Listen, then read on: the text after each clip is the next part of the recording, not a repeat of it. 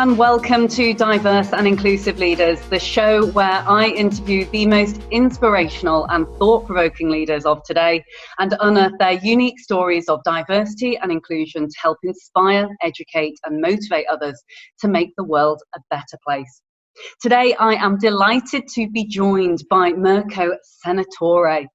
Mirko has had a huge amount of experience within the supply chain and operations side of global businesses. He's currently working for Pfizer, which is a leading biopharmaceutical company across 22 different countries in Eastern Europe and Central Asia.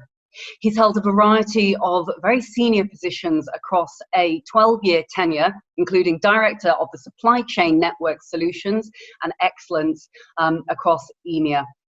In addition, Mirko is also a Six Sigma Black Belt, holds a MBA and a degree, of course, and is also a very active member of the Diversity and Inclusion Council at Pfizer. Welcome to the show, Mirko. Hi, Leila. Good afternoon. Good afternoon to you and everyone. Thanks a lot for having me today. Thank you so much for being here today with us, Mirko. And for those who are listening in, obviously you've had a fantastic career across the board within supply chain and operations globally, and you're also sitting on the Diversity and Inclusion Council, which is fantastic. I know a subject you're very proud about. But talk to us a little bit about some of your career history to date and perhaps some of the key pieces of work, of which there are many, I know, but tell us about some of the key pieces that you are working on and driving forwards at the moment within Pfizer. Sure, with pleasure, always pleasure actually. So, my whole career has been, throughout the last, 15, 16 years, it's been always spent in within supply chain. And while at the beginning I was mostly focused on the, let's say, delivery components, so like the downstream supply chain. Over time, obviously, different experiences and different roles had the opportunity to really explore it from an end-to-end perspective. And the vast majority of my career has been spent with Pfizer, where I currently work. And I must say I've been extremely fortunate with, finding myself in this company because the opportunity I've been given in terms of like career progression, personal and professional development have been absolutely paramount. So I know I'm still relatively young, so having like such long tenure in one single company might sound a bit awkward, these days. Things have changed a lot compared to a few decades ago. But that's essentially because really I had the opportunity to collect many different experiences within my current company. And right now, as you pointed out at the beginning, I'm responsible for Cluster 22 countries. That's actually a role that I started just shortly over 1 year ago. And yeah, essentially, my role is extremely operational. So I manage a team of colleagues who make sure that basically the supply chain operations are good, and that basically translates making sure that our medicines, our products reach our patients exactly when and where they need them. So that's really, it's very operational, but it's actually incredibly important. We feel sometimes we really have a mission, and that's something that goes just beyond the typical day-to-day job, but it's really about making something good and knowing that sometimes we can really have an impact on somebody's lives. If we talk about life-saving drugs, if we talk about oncology products, that's something that really makes us proud of what we do every single day. And so while there is a very strong layer and component to operations in my day-to-day job, of course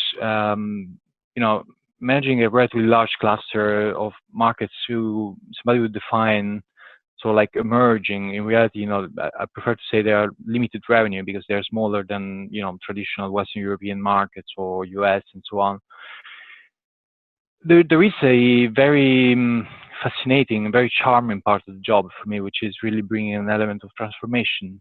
So it's about, gaining some maturity and making sure that these markets could actually operate at all effects as, more established markets, meaning there is no tangible difference in the level of maturity in our supply chain operations. But also when it comes to developing people and developing them as professionals, I'm incredibly lucky with with my team because I really love my team. They are super talented, very, very nice people to work with. Of course, different levels of experience and different levels of maturity, but what is really making them special is the attitude they have towards learning, and that makes my life, when it comes to pushing towards continuous learning, very, very easy, obviously. So clearly, the operational component is critical. The transformational component is absolutely crucial, and it represents my passion. And last but not least, obviously, I want to make sure that those colleagues really can work together and reach out across boundaries, even if they do different things, but leveraging the synergies of the team. And that's really, to sum it up in a nutshell. I could be more specific on projects and initiatives we're working on, but I think that's a bit of the general framework here. Fantastic. So you've got lots and lots of plates spinning then at the moment, Mirko. And if you don't mind me winding back the clock a little bit, because clearly you're working across a lot of different regions at the moment and working very, very internationally when it comes to probably working with lots of different cultures. What about your personal journey, your personal cultural journey, how you actually came to be where you are today? Because you mentioned there how important it is to be continually learning, developing, on both a professional level, but also on a personal level. And it would be great to find out, where you come from. I know we've chatted about this formatively outside of the podcast, but talk to me about how you came to be where you are today, and a little about the personal background, if you don't mind me asking. Absolutely, absolutely. So, excuse me. Basically, from a personal perspective, I'm currently based in London, here in the UK, and I have been in the last 5 years or so. But prior to that, I was in Brussels for 6 years, and originally I'm from Italy. So I was born and raised in Italy, in the southwest coast, this lovely town called Salerno, just off the Amalfi Coast, and basically. I love the Amalfi Coast. Sorry to interrupt, but I love it. I bet everyone says that, don't they? It's amazing. It's always a pleasure to go back. But at the moment, I only go back basically on holidays. So really, I left my hometown probably around 1 year after I had graduated from university, and spent 3 years in Rome, and it was right before moving to Brussels. So that's been, a bit of the sort of personal journey from a location perspective. In reality, what happened is that my hometown is very tiny city, so it's probably in the order of 160,000 people, so to speak. So moving to Rome, capital, was really the big thing for me. And then I just stepped it out by moving abroad. Now Brussels is smaller than Rome, but in terms of international component, it's really, really incredible. And the turnover of people and melting pot of different nationalities you got there, it's almost unbelievable. It blows my mind. And to be honest, it's also extremely enriching, because you get to know people, you get to know different ways of thinking, different way of approaching things, different traditions, cultures, folklore, you name them. So there was, I hold that city very, very close to my heart, and because it was a fantastic experience.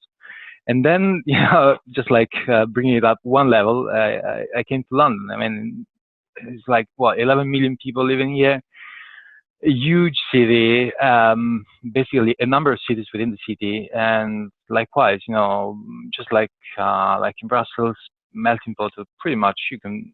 If you look carefully, you can probably find any single nationality in the world represented in London, by at least a few. So from a personal perspective, all of this has been absolutely exploitable for me to really get to a point of thinking slightly different terms, and detaching myself from my original culture, and sometimes being able to take different perspectives. And while this is true, let's say from a personal perspective, also professionally, working for the vast majority of my career at Pfizer in above market type of environment, meant that I had to deal with different situations and different colleagues and different way of approaching things. I believe one of the most enriching experiences that I can recall. It dates around 10 years now, almost. It was 2010, 2011. And it's when I was basically leading a project to establish our distribution hub in East Africa. So I was traveling to Kenya probably like 9, 10 times throughout the duration of the project. Met lovely people there and really found a completely different way of approaching life and also also work. I mean, in reality, in the way local people there deal with work-related matters is completely different. And I must say, I wouldn't want to sound a bit of a cliche or stereotypical, but really probably more relaxed. So perhaps healthier. There is a different level, a different pace, so a different level of speed when it comes to doing things, which sometimes makes it challenging to reach certain deadlines. But on the other side, it basically allows you to take your job and your day-to-day activities with a bit of a, more relaxed, I would say, way. So it's not super stressful in the same way we are exposed here. And I can talk about, obviously, Western Europe, because it's where I've spent most of my time. And clearly, I mean, there is sometimes a bit of an obsession of doing things fast. And, you go as fast that you sometimes actually forget what you're doing and why you're doing that. So I think that type of experience gives you the chance of just reflecting back and saying, okay, let's try and start making and putting things into perspective and really understand why I'm doing what I'm doing. That makes absolute sense. And I do think as a Western culture, we are obsessed with timelines and deadlines and things like that. Absolutely. And of course, with the work that you're doing in operations, it's very much about making sure you hit, like you said earlier, the end to end and getting things kind of done when they have been promised and such. But I wonder, are there any other, or shall I ask it, I'll reframe the question in a different way. What have been the main experiences that you've had that have really kind of struck a chord with you, that have been notably different from going from, small town in beautiful Italy across to a kind of a big city that has this melting pot of different traditions and culture through now suddenly to London? There's got to be lots of different types of working style, environment, cultural idiosyncrasies, etc. What have been the biggest pieces that have really struck a chord with you? See, it would be a bit difficult for me to put my finger on a single thing, but there is something that for me is actually very, very revealing, and it's sometimes a bit probably underestimated, but language can tell you a lot of things. And now, if you think about, the Italian language and you compare it to French language, which I learned when I was in Brussels, or the English language, basically, that's my main language at the moment, you realize that language is not just a way of communicating, but language tells you a lot about the culture of a population, of a country, of a group of people, so to speak. So what is actually most interesting for me, and I've been told this by people who are close to me, is that actually my very own personality is somehow different depending on the language I speak. Really? The way it is, and I mean, obviously, intonation, pace, phonetics, basically all things that are peculiar to language are extremely different, between Italian and English, just to make a point there. But that's straightforward. The point is that it has an impact on your personality, the way you position certain things and certain statements. I mean, one thing that always blows my mind is the whole concept of the so-called British understatement. I mean, there isn't like a proper equivalent in Italy, in Italian language. There isn't such a thing like the British understatement. It's actually very, very rare. Still, I mean, it's something that I use regularly in my way of speaking, because it just basically helps me to put forward what I'm really thinking. So in that sense, I probably tend to be even a bit more extroverted when I'm speaking English than when I'm speaking Italian. I mean, to me, that is extremely striking. If one thing like language that is normally deemed as just like a vehicle of communication can have such a deep impact.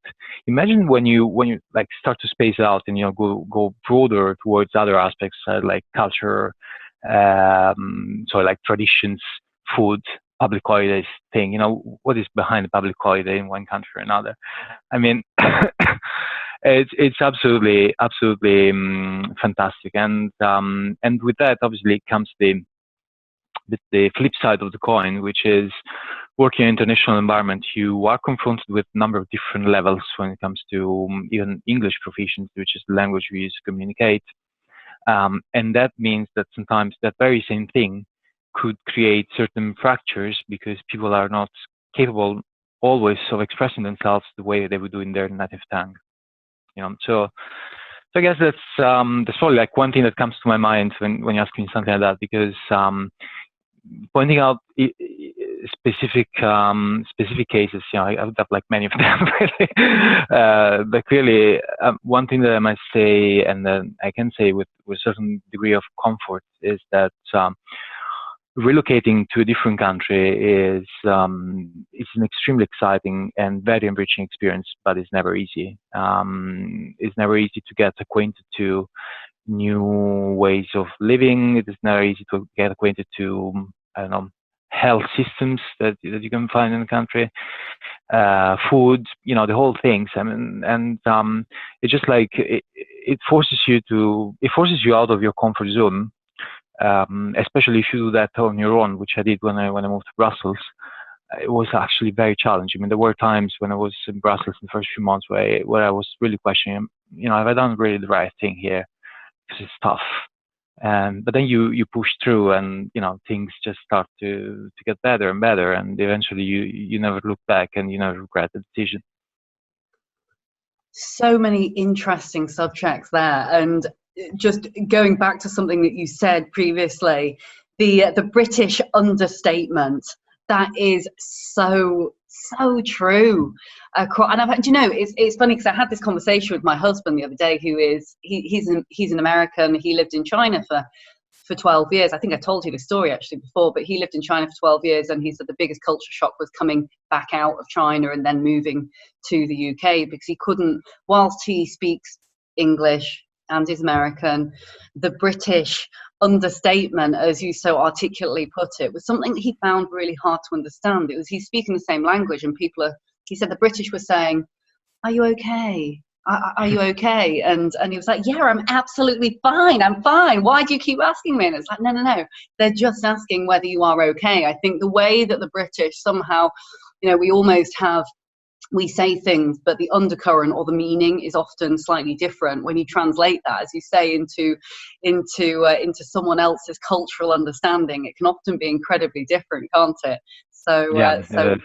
No, it made me smile when you said that. And on the piece there around moving from different countries and moving outside of your comfort zone, which you've now done a number of different times, I imagine, whilst I haven't done it myself, I imagine that would be incredibly challenging, whilst obviously exciting, and something that those who are working for international businesses probably have to go through time and time again, potentially in their career, suddenly adapting to a new surrounding, which I'm sure is very difficult. What were the best pieces of advice perhaps that you could give to others, or even for our listeners who are tuning in today thinking, "Oh my goodness, I've done that, I've relocated, I've done the expat thing, it's been difficult." What are the best coping mechanisms that you kind of had when you made the move each time in your career, Mirko?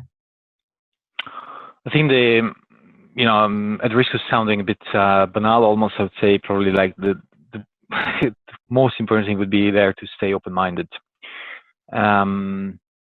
You are going to encounter things that are different, okay, and that doesn't mean they are worse. I mean, like there is a point in just letting go of the past and things. I mean, it's really about the comfort zone, okay? So letting go of the past and your own culture and your own traditions it's about leaving the comfort zone. It's about embracing something different.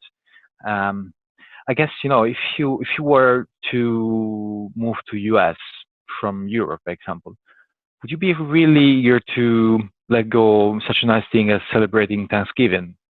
Because, I mean, it's not something that belongs to us, but you are there, everybody's celebrating. And I mean, in the end, it probably doesn't represent like a sort of like form or piece of cultural heritage for you as a European, but still, it's just a nice thing, to go there and celebrate with others. And that's just an example. The point is, maintaining an open-minded approach means, you might want to go out and try out local food. Just like sticking to your own food, it doesn't really make a lot of difference. And sorry, it doesn't make a lot of sense. And that is because also probably type of ingredients or the restaurants you can find are not as good as you would find in your own country, right? So you're better off sticking to what they're good at. So right, so that's it's nice. You might be surprised. I think maintaining a bit of an open-minded approach there is absolutely critical. The other thing is it's pretty straightforward when you move to English-speaking countries like the UK, Australia, US, and so on.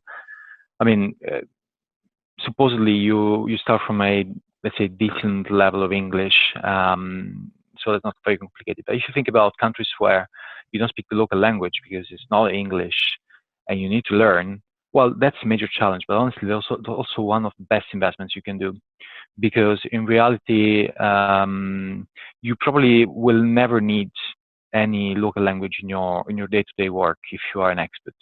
But the way you start integrating with people and really, really understanding the place you're living in, and also potentially even in the office, like getting a bit more into the office culture, this is going to make a huge difference.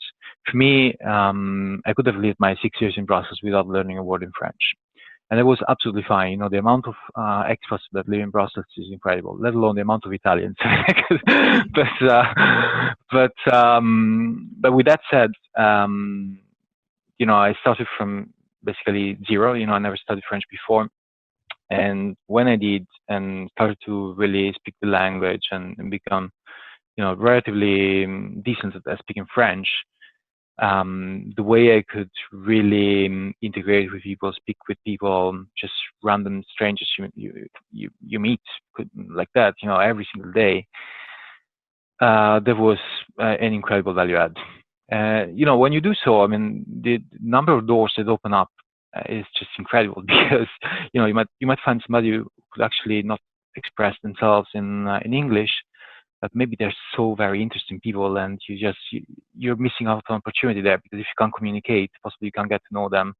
You never know what you're losing. So I mean, getting to know and getting to at least achieve a minimum level of proficiency with the language would certainly be a very, very important aspect. So maintaining an open-minded approach, getting to understand and to learn a bit of the language. And the other thing is, for last but certainly not the least in this list, is really understand the rules. I mean, do not take assumptions there. Things just work differently, and it's important to understand the rules in order for you to be able and really not find yourself in funny situations, so to speak. So when I say understanding the rules, I mean this in a broader sense. Again, for me personally, one of the most challenging pieces have been, in both instances, really understanding how the health system works. And we can be super healthy, but at some point, we find ourselves in need for seeing a physician, for going to the hospital for, I don't know, a broken leg or whatever. But basically, understanding how this works is very important, because those are like the things that might make your life extremely miserable if you get them wrong.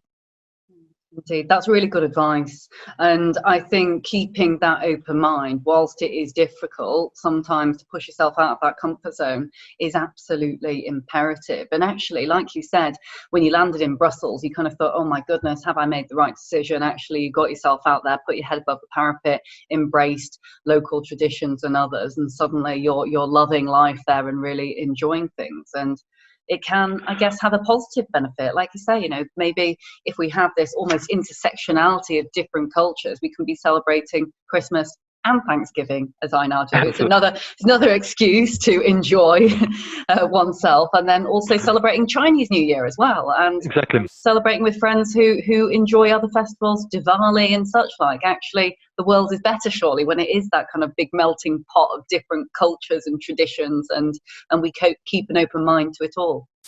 Yeah, and totally, and obviously, to probably add to what I just said, creating for yourself like a strong network of people you can rely on, and I'm talking about you know, at work, but also outside of work, and you know, just like different people. Again, it passes through maintaining an open mind. Basically, having network of friends or like close acquaintances that you could rely on. It's very important, and very often it's difficult to. I must say, my personal experience is more difficult to integrate with locals because they have their own history and network there on the ground. So it's a bit more difficult to blend. But you very easily find people who are in exactly in a very similar position to the one you're experiencing, maybe other experts, people who are facing the same challenges. And sometimes, like, it's good to just share that and, you know, give mutual advice, just vent out together. It's just as good as it gets, right? I couldn't agree more.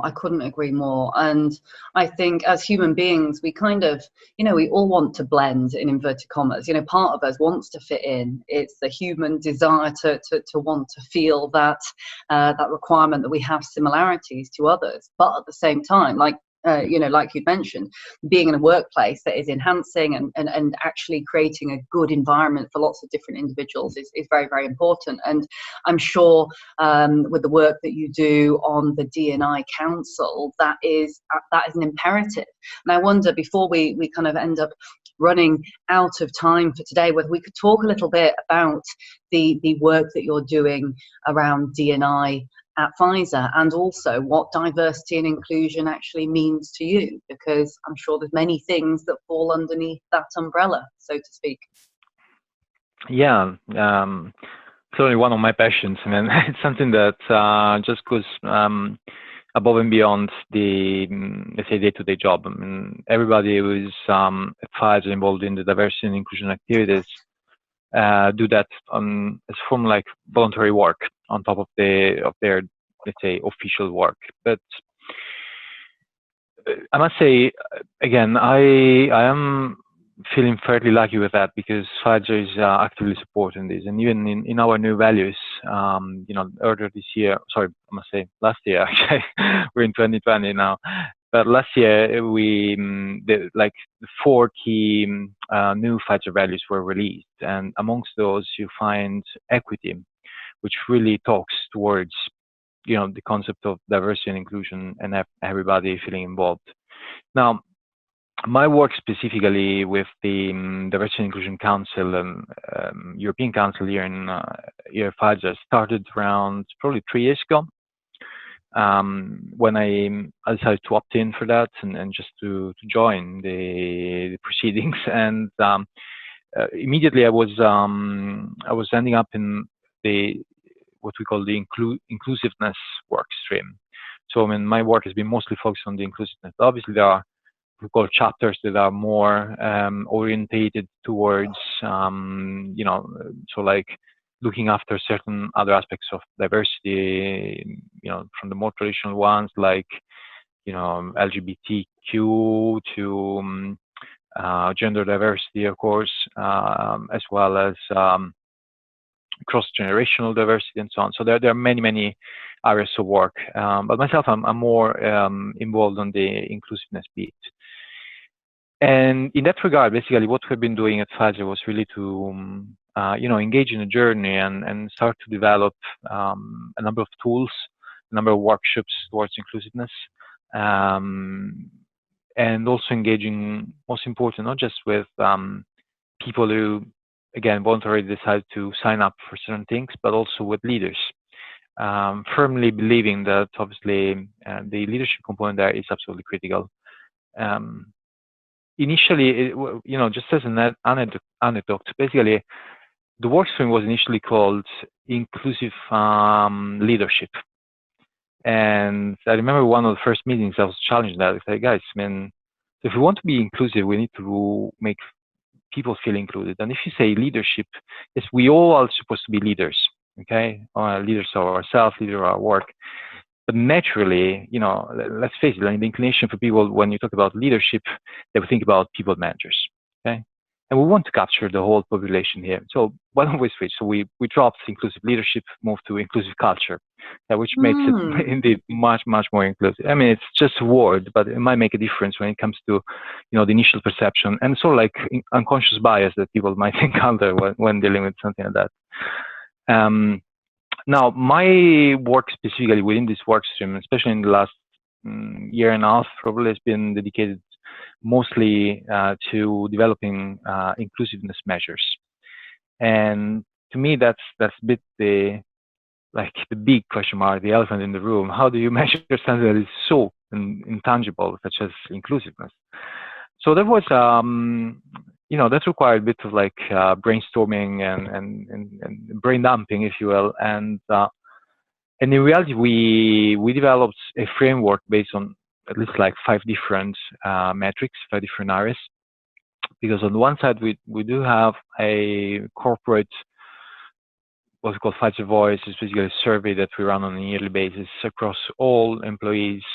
And some of the questions are actually also related to inclusiveness. So we said, okay, let's use this and just start measuring across different groups how things are evolving based on the interventions that we have made. We also thought about working with leaders to understand the impact of the program on them. And here we're talking about senior leaders and how, longitudinally, basically how this has evolved over time in terms of as this sort of work done any good at, making them change the way they approach certain things, from recruitment decisions to, assignment of projects and so on. Then we also developed an aspect which is related to comparisons. So basically comparing the levels of inclusiveness between groups that have been exposed to interventions as opposed to groups who haven't been exposed to. And also, I think I'm forgetting one, but personally, the reason is that there is one that is extremely close to my heart, and as you're aware, we talked about this a couple of times. It's basically an app that we developed in-house, and we call it Real-Time Inclusiveness App. The whole concept is actually to allow people who are organizing meetings, by example, to just run a survey straight after the meeting to the participants, and it's super easy, super quick. That's why I insist on having an app, because it's something that you can do on your way to the airport, by example. Straight away. Straight away, and it's based on a bank of 24 questions across 6 different areas of inclusiveness, or you can create your own custom questions if you want. You can save the templates, you can save the recipients, the recipient groups, and so on. So it's been thought, towards really the idea of making it as simple as possible, but also as quick to use as possible. I use it myself a couple of days ago because last week I had my team meeting. So I said, okay, so off we go. I mean, we just finished the debugging. So I mean, it's really launching as we speak. This is so exciting, and I'm really curious to know, when you were measuring some of the interventions for those that had received the interventions versus people who hadn't received the interventions, what were if you were allowed to tell us, what were some of the results that you actually saw? What was the output? We are still in progress of measuring, but the results, the sort of interim results that we have received so far are pretty encouraging. And on the same, at the same time, they're also offering some food for thought. So we basically figured out that probably we did a few good things, and maybe certain other things we could have done better.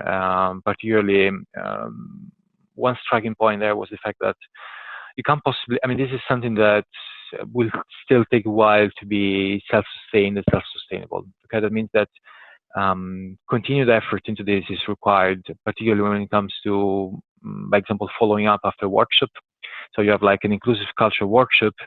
People are exposed to this maybe for the first time. and then they go back to their desk, they start reflecting, maybe do a couple of things differently. But then eventually, what happens is that they will need some follow-up on this, and just like continuing to nurture this sort of like mindset and approach. That's such a great idea, though, because it's quick, it's easy. D&I initiatives, and I know you've said there that it's a voluntary piece. A lot of people are doing diversity and inclusion and belonging pieces because they want to, or it's an addition to their day-to-day role. And so having something that is quick and simple and easy and very, very accessible is brilliant. Because it is, and I was talking to someone about this the other day, saying, diversity and inclusion, belonging, it can be quite relentless. Yes, it's all about making the world of business a better place, but at the same time, you're always pushing, tweaking, honing, developing, and eventually, I don't think there ever will be a day that the penny fully drops with everyone, and we stop learning and we say, right, okay, that's it, we've done enough inclusivity training now, or we've learned enough from our app, let's stop and that's it, because it is just constantly evolving, isn't it? Yes, I mean, absolutely. I mean, to be honest with you, I mean, like my hope, and I think the ambition of such a program should be at some point that we really don't need to talk about diversity and inclusion. That is so ingrained and so under our skin that it's basically a no-brainer. I mean, it's just like with the women condition today. I mean, it's just something that we still need to keep talking about, because, I mean, disparity exists in at several different levels, not just when it comes to salary, because, I mean, that's probably like the most straightforward to address. And in fact, actually, a lot of work has gone really into this. But I think, when it comes to gender diversity, there is a whole history of, I could start, open the Pandora box and talk about toxic masculinity and how things have evolved over time, and what did that mean for women, how they were perceived, and how this basically translates into today. Today, I mean, there is just need for being feminist, and there is a need for being feminist in a way that is probably often misunderstood. What is often misunderstood by my gender, by men, is the fact that being feminist is not something that we do because, because we believe it's something good and it's about equity. Yeah, I mean, it's also that, but it's also because being feminist today is something that we as men should be mostly concerned with, because the toxic masculinity that still exists is harming us badly in a way that is very subtle and sometimes very, very difficult to figure out. So, I mean, let's not open this box, because otherwise we'll need probably a couple more days, not just another hour. Well, on that point, Mirko, and I was just about to say this, is we definitely should be doing a repeat podcast to this one, because actually every time you and I speak, we end up going off on so many different things, and there's just so much great stuff that's come out of today's conversation. But actually, I'd really love to perhaps. In fact, I'm going to invite you back on the show again right now, and maybe we can have a discussion about some of the things which are in that black box, such as toxic masculinity, what does that mean, femininity, etc. Because I think that is another whole subject that is so important, and one that I'm not sure that everyone is necessarily fully aware of and exactly what it means. So perhaps we could pick that up on another show. With pleasure. Be delighted. Yeah. And just before we go, because I just can't believe that we've run out of time actually already for today, I'm going to ask you one question from the usual lightning round. I know you listen to the show, so I'm not going to ask you everything, but I'm going to give you one question in the lightning round questions before doing a summary and thanking you so much for being here today. But and it is a big one. What advice would you give to your younger self if you could, the young Mirko, going back a number of years before you embarked on this decade plus long career within supply chain operations and diversity and inclusion? So it's a big one indeed. So I mean, like everyone, basically, there have been good moments, very nice moments, and very difficult moments as well.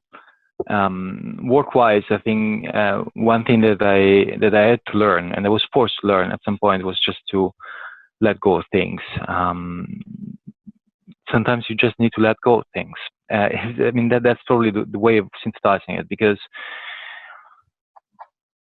we tend to, and I, myself, I tend to put a lot of passion in what I do and a lot of passion in my work. And sometimes I get like emotionally carried away with it. Okay. That's a problem sometimes because things do not always go the way you want, and sometimes they are just unfair. And unfairness exists, and exists pretty much everywhere. Sometimes you just see something and say, how could that be? How could you guys not see this? Okay. Still, sometimes you just need to let go and remember that it might sound a bit rough, a bit too straightforward, but sometimes you need to remember that it's just work, okay? And that there are many, many more important things in life that you shouldn't really subdue to that, because your health comes number one, and your affections comes just probably runner-up. So sometimes we tend to put so much into our job, into our work, that we basically, that you need to source that time somewhere, and sometimes you subtract to other things that are equally important. And one day, that's basically all you'll be left with, because we'll retire, or because we're human beings. So my key advice to young Mirko would be, don't forget that it's just work. So sometimes you better let go of things. Don't stop putting passion into it, but don't get healed because of that. That is such a fantastic note to end the show on. And by way of summary, of which there's many things that I could say here, but certainly there's a number that jump out at me as really key pieces of wisdom and perhaps learnings for people to take away, is if you are actually on a cultural journey, or you're moving from different country to different country with your work, really try and embrace it. I think that's so important, and it's scary. At the end of the day, we are all human beings, but like Mirko has said, actually, if you can try and keep an open mind, and you can try and embrace your new surroundings, actually you'll often find that many positive things come out of that. If we keep a open mind to different people, different cultures, different places, actually we could be celebrating many different festivals. We could be learning plenty of other things about ourselves, and really enjoying what we do at work. Another key piece that I've just written down here, which I would really love to kind of do a shout out to businesses and encourage them to do it if they aren't already. Diversity, inclusion, belonging programs are for everyone. They really are welcoming every single individual. And actually, there are some simple, not necessarily saying that you all need to go out and build an app, which is amazing, like Mirko and Pfizer have done, but so many interventions that you can do that really do make a difference. And don't underestimate those small pieces that actually make a huge amount of difference to people's lives. So if you aren't already doing it, maybe think about running a survey, or think about running something which is, a post-workshop debrief or a post-workshop inclusivity survey, because you'd be surprised at some of the positive results that come out. And don't be scared of it, because we can all keep learning. Nothing is ever perfect. It's always a learning journey. And finally, Mirko, I just love what you said there, and I think actually I'm going to take that as personal advice to myself. Is sometimes we do get so het up in work. It's the most important thing. It's the most important thing to hit that deadline. We're going to die if we don't hit that deadline. But actually, you're right. We're here for a certain amount of time. It's just work. Health comes first. If we don't have our health, then what else do we have? So enjoy the moment, and remember that work is not necessarily the most important thing. So thank you so much, Mirko, for being here. It was my pleasure. Thanks a lot, Leila, for the opportunity. Thank you, Mirko. So as usual, at the end of today's show, I'm saying thank you very much for Mirko for taking part, and to Pfizer for kindly lending us Mirko for the half-hour podcast show. If you'd like to check out the show notes, they'll all be on our website at the end of today's show. You can connect with Mirko as well on LinkedIn, and I'm sure he'd be happy if you reach out about any D&I or cultural related questions. You can visit us at www.dialglobal.org/podcast, or you can visit www.leilamckenzie.com/podcast. My name is Leila Mackenzie Dallas, and you've been listening to Diverse and Inclusive Leaders, the podcast show with you every week. Look forward to seeing you again soon. Bye for now. Thank you so much for watching the Diverse and Inclusive Leaders podcast. Please do feel free to hit the like button below, or if you'd like to receive future notifications, do ping the notification bell here at the side. If you're interested in the audio version only, you can find it on the following streaming platforms. Any extra info and descriptions will be in the links below. Look forward to seeing you soon.